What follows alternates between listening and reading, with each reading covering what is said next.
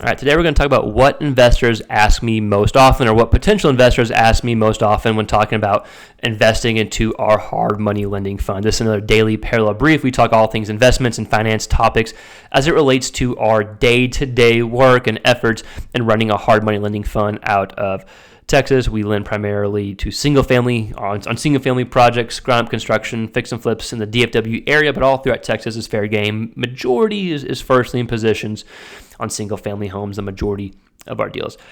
And so in growing, and when you raise capital, or when you're talking to investors, when you're talking to people who are potentially interested, you tend to get a bunch of questions, and most of these questions tend to be fairly common. The most common question is, what's the worst thing that can happen? And while we haven't had a quote-unquote worst thing that can happen, there are several things that can happen. Number one, an act of God where a mudslide happens or a tornado happens, something comes in, a big storm comes in and destroys the property.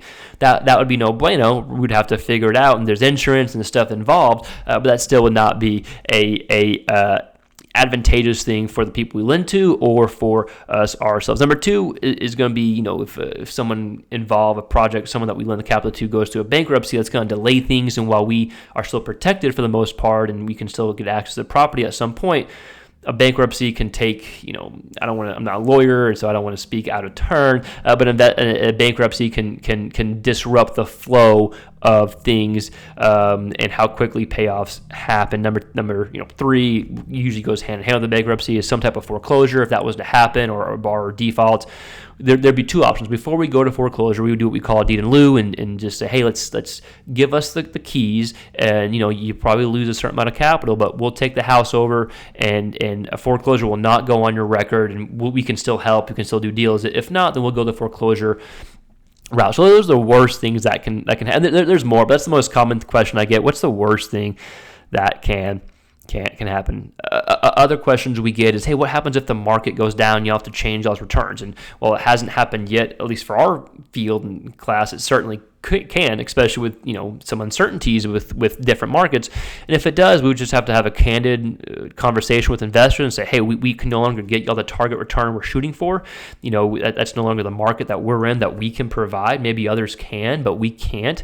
And so this is now our new target. And if that's not sufficient, we get it and we'll give you the capital back. If it is sufficient, we'll write up new docs, and this will be our new target goal. Now, we haven't had to do that yet. Hopefully never will, but at some point, just having that option and knowing that's the process we would go along. If we can no longer hit our target return, we would have a candid talk with every investor and give them the chance to just take their money back and do something else, or to invest and maybe get low returns. Again, I don't want that to happen. I'm not saying it's going to happen. That's a common question that we get, which I think is a really good question.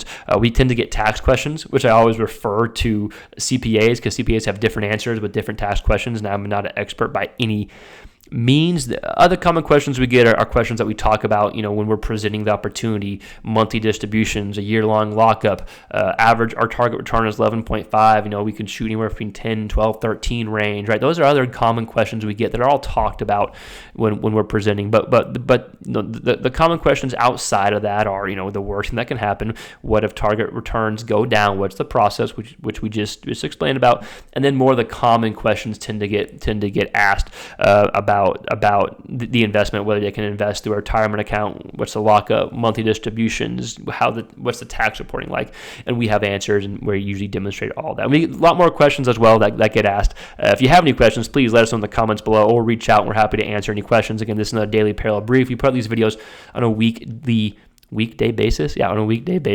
as it relates to stuff we see on a day-to-day basis. Not advice by any means for finances or investment, just what we see on a day-to-day basis. If you like this video, please like, share, and subscribe. It helps us grow. We'll see you next time. Peace.